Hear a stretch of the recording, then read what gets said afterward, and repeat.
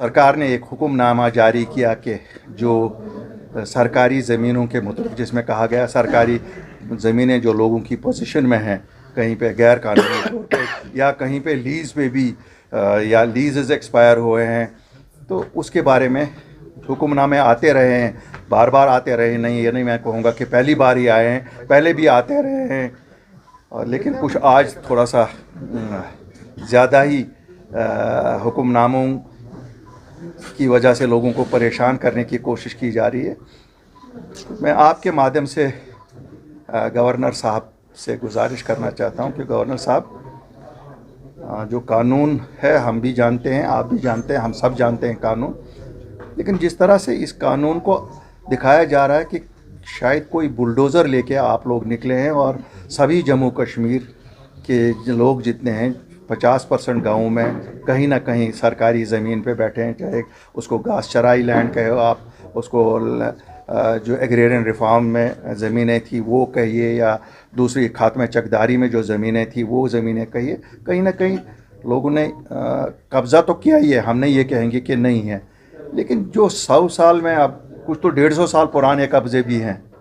तो बजुम्शे कलम अगर आप सोचेंगे कि हम जो घरों में लोग रह रहे हैं उनको उठाएंगे, या फिर दुकान जिन पे बने दुकानदार अपनी ये कर रहे हैं, तो शायद ये इंसाफ पे मबनी नहीं है, ह्यूमैनिटेरियन अप्रोच नहीं है। मैं ये कहते हुए ये भी मानता हूँ कि गवर्नर साहब ने ये बड़ा क्लियर किया। मेरी भी जब उनसे मुलाकात हुई तो उन्होंने मुझे भी क्लियर किया कि साहब किसी गरीब का नहीं उठाया जाएगा, ये दुकानदारों को ये नहीं करेंगे। बल्कि होम मिनिस्टर साहब से मुलाकात हुई, उन्होंने भी एश्योर किया, कहा लेकिन कुछ ब्लेटेंटली वायलेंटली बड़े किसी ने पकड़ा होगा, से 100 कनाल पकड़ा है, 1 कनाल पे घर बना है, 2 कनाल अगर उसके रहेंगे भी, बाकी पे तो कोई और कुछ ना कुछ और हो सकता है। तो उसमें भी हम ये कहेंगे कि ज़रा हिसाब से देखना है कैसे होगा। गवर्नर साहब ने कुछ तजावीज़ जो हम लोगों ने दी उस पर एक्ट भी हुआ है। कल आपने देखा एग्रेरियन रिफॉर्म्स में जो ज़मीनें थी उन पे मालिकाना हुकूक की बात की जा रही है, तो काफ़ी हद तक प्रॉब्लम उससे भी दूर हो जाएगी। लेकिन मैं आज उनको कहना चाहता हूँ, एक और LP6 में खात्मा चकदारी में जो ज़मीनें गई हैं, ज़मीनें कब्ज़े में तो लोगों की हैं, चकदारों से ले गए, लेकिन उसके भी आपने उनको कागजात आज तक नहीं दिए। उसको भी आप वहाँ दर्ज तो सरकारी ज़मीन है वो, लेकिन टेनेंट्स वो थे, तो इसलिए उनके साथ भी इंसाफ किया जाए। एक इम्प्रेशन सा जो बनाया जा रहा है कि किसी न किसी तरह से यहाँ माहौल को ख़राब किया जाए। यहाँ जो हमारी बदकिस्मती से हमारी अपनी ब्यूरोक्रेसी है, they are trying to be more loyal than the king. मैं ब्लैंकेटली नहीं कहूँगा कि सभी, लेकिन कुछ अफसरान लोगों को बहुत तंग कर रहे हैं। मैं गुजारिश करूँगा उन अफसरान से कि बाज आए इससे। क्यों, ये आम लोग हैं, आम लोगों को हिरासा करना आपका हक नहीं बनता है। अपनी नौकरियां या अपने आप को प्यारा करने के लिए लोगों को हिरासा ना करें, यह कतन बर्दाश्त नहीं होगा। और इसके लिए अगर हमें अफसरों का नाम लेना पड़ेगा, हम उससे भी नहीं कतराएंगे, और फिर ये भी देखेंगे कि एक्शन हो जाएगी। क्यों, इतना पॉलिटिकल सिस्टम अभी ख़त्म नहीं हुआ है। ये ज़रूर है कि पॉलिटिकल सिस्टम इस वक्त ब्यूरोक्रेसी के हाथ में, लेकिन पॉलिटिशियन होते हैं, और जब पॉलिटिशियन लोगों के लिए निकलते हैं फिर उनको कोई रोक नहीं सकता है। और जब सच बात पे निकले उसमें तो अल्लाह भी साथ होता है। और हमें यकीन है कि अपनी पार्टी ने हमेशा सच बोला है। हम इमोशंस लोगों के भड़काते नहीं हैं, न इमोशनल बातें करते हैं। हमारी रिएक्शन सबसे पहले आई मेरे सीनियर वाइस प्रेसिडेंट ने दी, फिर हम इंडिविजुअली भी मेरे सब साथियों ने दी, लेकिन पर्दे के पीछे काम भी किया।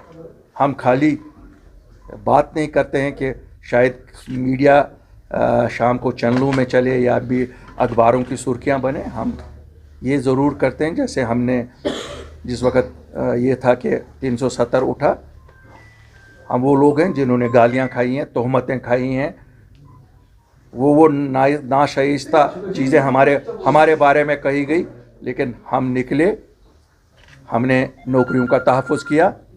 और शायद मुझे लगता है कि आप सबको मालूम है कि कैसे हमने क्लास 4th क्लास 4 नौकरियां जो रखी गई थी, सब नौकरियां यहाँ के लिए। इसी तरह 95% ज़मीनों का तहफ़्फ़ुज़ का ऑर्डर हमने करवाया। हमें लोग क्रेडिट दे या ना दे, लेकिन अल्लाह के पास उसका ज़रूर क्रेडिट है। और इसी तरह से जब जब यहाँ कंट्रोवर्सियाँ उठाई गई, चाहे वो 25 लाख वोटरों की उठाई गई, आपको याद होगा, आप लोगों के साथ ही मैंने बात की कि नहीं साहब ये सही नहीं है, और वही साबित हुआ। आज भी अल्ताफ़ बुखारी आपको और लोगों को ये कहना चाहता है कि जहाँ पर आपके साथ कोई ज़्यादती कर रहा है, किसी के घर को उठाने की कोशिश की जा रही है, कोई गरीब कम्प्लेक्स कहीं बना है, 40 दुकानदार हैं उनके साथ कर रहा है, मैंने कहीं पर मेरी नोटिस में आया है। अब इस मीडिया पे इतना भरोसा उठ गया है कि मैंने भी कल अपनी आंखों से देखा सोशल मीडिया पे मकान एक गिर रहा है। अब मैं भी ये कोट नहीं कर पा रहा हूँ सच है वो कि फेक है, ऑनेस्टली पता नहीं। मदद करिए, जो सच आप ही जो आपकी नज़र में आ जाए हमें बताइए। क्यों सच के लिए तो आवाज़ उठानी है ना, जुल्म नहीं ना करने देंगे। ऐसे इतने जम्मू कश्मीर के लोग अभी यतीम नहीं हुए हैं कि ये उठाए, लेकिन झूठ को हम साथ भी नहीं देंगे। जिसने जो झूठ कहेगा तो ऐसा इसीलिए मैंने आज आपको यहाँ तकलीफ़ दी थी कि आपके माध्यम से हम ये कहना चाहते हैं लोगों को कि कोई हिरासान परेशान होने की ज़रूरत नहीं है। जहाँ किसी को पैसा ना दीजिए। कोई अगर अफसर कहेगा पैसा दे दो हम बचाएंगे, कोई मुलाजिम आएगा आपका बचाएंगे, देखिए ये बिल्कुल ना करिए। आम इंसानों लोगों के घरों को कोई नहीं हाथ लगाएगा, और अगर कोई कहीं पे किसी दुकानदार के दुकान पे नहीं, बाकी बड़े बड़े हो सकते हैं कुछ। मैं ये भी बताऊंगा आपको, ये नहीं हो मुमकिन ही नहीं है कि यहाँ जो होटल बने हैं तो फिर उनको वहाँ से निकाला जाएगा। ठीक है, पैसा शायद उनको देना पड़ेगा, और क्यों नहीं देंगे अगर उन्होंने भी बिज़नेस किया है और कहीं पे वो लीज़ उनको 200 रुपये का था और वो वहाँ 2 करोड़ रुपये है, शायद जो जायज़ मुनासिब होगा उनसे लिया भी जाएगा, ऐसा भी नहीं है। लेकिन अगर 100 कनाल लिया है और 5 कनाल पे होटल बना है तो 95 कनाल तो फिर हक नहीं बनता ना, 5 कनाल और रखे हम, वो तो किसी शायद 90 कनाल में और कोई होटल बनेंगे या और कोई बनेगा। हमारे नौजवान, मैं तो सरकार से आज अपील करूंगा कि ये जो ज़मीनें निकल रही हैं, जहाँ जहाँ से आपको लगता है सरकारी ज़मीनें निकल रही हैं, ज़रा ये नौजवान हमारी फौज तो बैठी हुई है, इनको पहला राइट दिया जाए। इसी तरह से अगर सरकारी ज़मीन पे कहीं दरख्त लगे, मैंने माना जी सरकारी ज़मीन है, आपके रिकॉर्ड में भी आ गई, दरख्त लगे तो दरख्त काटने का क्या फ़ायदा है, वो भी तो सरकार की है, इसको क्यों ज़ाया कर रहे हो। मैंने यही कहा ना आपको, सोशल मीडिया पे मैंने परसों देखा एक जगह पे ये काट रहे थे दरख्तों को, शायद वो मेवादार दरख्त थे, तो ये तो बच्चा काटने के बराबर हुआ। एलजी साहब, आप के इंटेंशंस बहुत अच्छे हो सकते हैं। मेरी आज भी एलजी साहब से बात हुई, चीफ सेक्रेटरी साहब से बात हुई कि साहब आपके इंटेंशंस बहुत सही भी हो सकते हैं। ग्रैबर्स जो होंगे, हम तो नहीं कहते ना ग्रैबर्स को छोड़ो, लेकिन हाँ ये नीचे ऐसे नहीं ना इंसाफी भी नहीं होनी चाहिए। एक तासुर दिया जा रहा है यहाँ कि साहब अब शायद हमें यहाँ से निकाला जाएगा, जम्मू कश्मीर के बाशिंदों को, और कहीं से लोगों को लाया जाएगा। मैं वो सियासत नहीं खेलना चाहता हूँ, मैं नेगेटिव सियासत नहीं खेलना चाहता हूँ। हिंदुस्तान आज तरक्की कर रहा है, दुनिया हिंदुस्तान की तरफ देख रहा है, तो क्या जम्मू कश्मीर के लोगों को उससे महरूम रखा जाएगा? कौन महरूम रखेगा हमें? यहाँ पे जो ज़मीनें भी अगर कहीं इस पर खाली हो जाएंगी, उस पर हक हाँ जम्मू कश्मीर के लोगों का है, किसी का नहीं है। 1 इंच ज़मीन किसी को नहीं लेने देंगे, 1 इंच ज़मीन, मैं कहता हूँ आपको।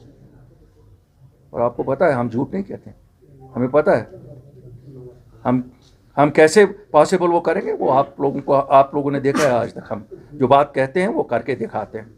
क्यों? जो लोगों के हित के, उसके लिए क्यों नहीं, वाई नॉट। हम किस लिए हैं? अल्लाह ने तो सब कुछ दिया है हम सब लोगों को। अगर सामने आए हैं तो इसीलिए आए हैं कि जो हकीकत है हकीकत तस्लीम करें। मैं तो बार बार कहता हूँ कि भैया हकीकत ये है, we are a part of this country and we have all rights under the constitution of this country. ऐसा नहीं है कि हम वकालत करना नहीं जानते, हम वकील भी अच्छे हैं और लोगों की रहनुमाई भी करना चाहते हैं, लीडर भी अच्छे हैं। अल्लाह के फजल से एक जमात ऐसी जमात है जिस पे आप यकीन कर सकते हैं, और लोगों ने यकीन किया है। हम अगर हैं लोगों की वजह से हैं। टाइम लिया उन्होंने, टाइम लेके उन्होंने पहचान लिया, नहीं ये बात सच कहते हैं। Thank you, I take your. मेरा एक सवाल है, कुछ दिनों पहले यहाँ पर महबूबा मुफ्ती ने कहा था कि डेमोग्राफिक चेंजेस हो रहे हैं, उसमें दूसरी बात यह है कि एक तरफ से एलजी बता रहे हैं कि आम इंसान को नहीं छेड़ा जाएगा, लेकिन वही ब्यूरोक्रेसी में ऑर्डर्स पर ऑर्डर्स आ रहे हैं। उसमें हमने देखा कि बारामूला और अनंतनाग में भी कहीं एक लैंड जो है वो रिट्रीव की गई है।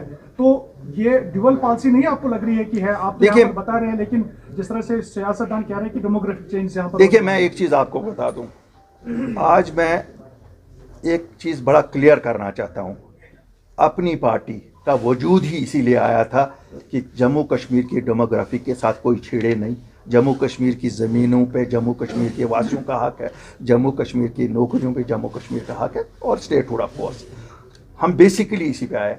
बड़े दिनों आप लोगों ने हमसे पूछा 370, हमने कहा सुप्रीम कोर्ट में, और वही अब अल्लाह के फजल से सब वो कहते हैं जो उस दिन चलाते थे, हम लाएंगे, हमें डीडीसी इलेक्शन में वोट करो या हमें ये करो वो करो, वो सब भी जो नारे ही थे अपनी तरफ। क्यों? उनको एक गलाजत लगी हुई थी, उन्होंने वो गलाजत दोने की कोशिश की, धुल भी गई थोड़ी सी। क्यों? इंसानी यादाश्त बहुत महदूद होती है, तो लोग भूल चुके हैं। जो हम कांटे निकाल रहे हैं, ये कांटे तो उनके दिए हुए हैं। लेकिन मैं आपको सच बताता हूं, 1 इंच ज़मीन जहां पर निकलेगी भी, वो जम्मू कश्मीर के लोगों का हक है। किसी को 1 इंच नहीं दी जाएगी। हमारे बच्चे कहीं स्पोर्ट्स स्टेडियम बनेगा उनके लिए, कहीं पे उनके लिए क्यों नहीं? वो इंडस्ट्री नहीं खोल सकते क्या? बाहर के यहाँ खोलेंगे? हमारे बच्चों में वो हुनर है, हम होटल बना सकते हैं, रेस्टोरेंट्स बना सकते हैं, ऐसी बात नहीं है। वो तो हो गया ना इमोशन। देखिए, यहाँ बहुत आसान है, ये बहुत आसान है कि मैं भी नारा यहाँ लगाऊं, जनाब पूरे हिंदुस्तान से लोगों को लाया जा रहा है यहाँ बसाने के लिए। एक आदमी को नहीं यहाँ कोई लाएगा, न बसने की कोई इजाज़त। आप छोड़िए ना यहाँ की बात, कठुआ वाले से पूछिए। मैं आपको बताऊंगा, कठुआ में इस वक्त अगर कोई पार्टी अच्छी लेवल पे चल रही है, अपनी पार्टी चल रही है, जो एंट्री पॉइंट है यहाँ का, वहाँ के लोगों के भी जज्बात बिल्कुल ऐसे ही हैं जैसे कश्मीर के लोगों को कि 1 इंच ज़मीन किसी को बाहर वाले को नहीं देंगे। कैसे हो सकता है? हम एक और कश्मीर वाले एक हैं इसमें कि हमारी ज़मीनें, हमारी नौकरियां, हमारी स्टेट, हमारे वसाइल ये हमारे हैं, हम किसी को इस पे नहीं। सेल्फ करेक्टेड, ऐसा कोई ऑर्डर नहीं है कि कोई भी बाहर वाला यहाँ ज़मीन खरीद सकता है, मकान बना सकता है, मकान बना सकता है, ऐसा कोई नहीं। I know the Land Grants Act, new Land Grants Act also. सुनिए, आप मैं बताता हूँ, I know the Land Grants Act, कहीं पे भी रेजिडेंशियल के लिए किसी को इजाजत नहीं है, किसी को भी नहीं इजाजत है। बिल्कुल यही मैंने कहा ना, you have also got carried away by statements of politicians. के बाद जो स्पेशल स्टेटस जम्मू कश्मीर के लोगों को था और जो चीजें थी कि बाहर का यहाँ पे नहीं खरीद सकता, वो खत्म हो गई। तो अब बाहर का कोई भी इंसान, बाहर की किसी स्टेट का रहने वाला यहाँ क्यों नहीं खरीद सकता है? मेरे भाई, अपने आप को अपडेट करिए। 88% एग्रीकल्चरल लैंड है यहाँ, 88%। There is a clear government order which we got issued कि agricultural land can not be sold to non domiciles. ठीक है साहब। 7% यहाँ जंगलात हैं, 87 and 7 is 95। 5% रहता है, that is for industrial purposes they allowed. पहले हम 99 साल का लीज़ देते थे। शेख मोहम्मद अब्दुल्ला साहब ने 75 में ये कानून पास किया कि आप 99 साल का लीज़ दे सकते थे। इन्होंने उसका किया कि वो जो लीज़ इंडस्ट्री को मिलता था for industrial purpose, you have to apply, you can take a sanction only for industrial purposes. और वो भी जिन लोगों ने ली है उसमें ज़मीनें ली हैं, आज तक उनके भी अभी कागज़ नहीं हो रहे हैं, क्योंकि वहाँ पर अफसर ये सोच रहा है कि कल को मैं मत फंस जाऊंगा। ये तो आज कहते हैं कल नई सरकार जो आएगी, और ये मैं आपको 100% बता दूं, आज ही बता दूं, this is a state subject. कल ये स्टेट के हदूद में होगा, जो भी सरकार आएगी, इट कैन चेंज इट। जैसे 15 साल डोमिसाइल के लिए है, यू कैन बी श्योर अपनी पार्टी आई ये 35 साल से कम नहीं करेगी उसको। इसी तरह से ज़मीनों का ये जो है, शायद हो सकता है उस वक्त हम इसको वापस कर दें कि नहीं साहब खाली लीज। तो जो इसलिए बीजेपी कह रही है देश में लोगों को कि आप कश्मीर में जा सकते हो, आप वहाँ पे जमीन वो क्या, वो सियासी पार्टी नहीं है? आप क्या, वो गलत कह रही है। नहीं, आपको लगता है कि बीजेपी कोई सियासी पार्टी नहीं है? ये तो दे आर पॉलिटिशियंस। वो भी जिस तरह हमारे लोग यहाँ कहते हैं यहाँ बाहर वालों को बसाने ला रहे हैं ईद कर, वो भी सियासत अपनी खेलते हैं। सवाल है, आर दे मिसलीडिंग कंट्री में? मैं कहता हूँ सियासी जमातों का काम ही अपने वोट बैंक्स को, वो भी अपने वोट बैंक को कहती है, वो भी अपने वोट, मैं उनकी सर्टिफिकेट देने के लिए थोड़ा यहाँ हूँ। सर मेरे एक दो सवाल है आपसे। पहला ये कि यूजुअली हम देखते हैं जब भी आप अपनी पार्टी का या uncertainty, it is because of 1987 election जिसके आप एलिजिबल करेक्ट है, रैगिंग हुई। आपकी चूंकि प्राइम मिनिस्टर हाउस में, होम मिनिस्टर हाउस में काफी अच्छी एक्सेस है, बाकी की भी और आपकी भी, क्या आपने वहां इस चीज को एड्रेस किया? एक दूसरा सवाल ये है कि इलेक्शन कमीशन इंडिया की तरफ से रिसेंट स्टेटमेंट है कि यहाँ इलेक्शन फिलहाल नहीं होंगे। उसके दो फैक्टर, एक तो उन्हें सिक्योरिटी, दूसरा वेदर बताया, साथ में उन्हें जिक्र किया कि कुछ और फैक्टर्स हो सकते हैं। लेकिन यहाँ की कुछ पॉलिटिकल पार्टी उस स्टेटमेंट को कहते हैं कि इलेक्शन कमीशन बीजेपी का टूल है। तीसरा सवाल मेरा, जब आपने फुका परेख के बेटे को जब आपने पार्टी में ज्वाइन करवाया तो उसके बाद हमने देखा कि काफी पॉलिटिकल पार्टी ने रिएक्शन दिए कि अल्ताफ साहब फिर से इकवान को रिवाइव करना चाहते हैं। Please your take on. मैं पहले इसी सवाल का जवाब दूंगा। मेरे साथी के बारे में आपने सवाल किया है, वो मेरा बड़ा अजीज साथी है। मुझे नहीं लगता है जिस दीन से मैं ताल्लुक़ रखता हूँ और जिस दीन से मैक्सिमम लोग आप ताल्लुक़ रखते हैं, हम किसी को जज करें। वल्लो आलम बिसवाब, वल्लो आलम बिसवाब। वो एक नेशनल पार्टी में था, कांग्रेस पार्टी में था, ज़िला सदर था, और तब किसी को एतराज़ नहीं था।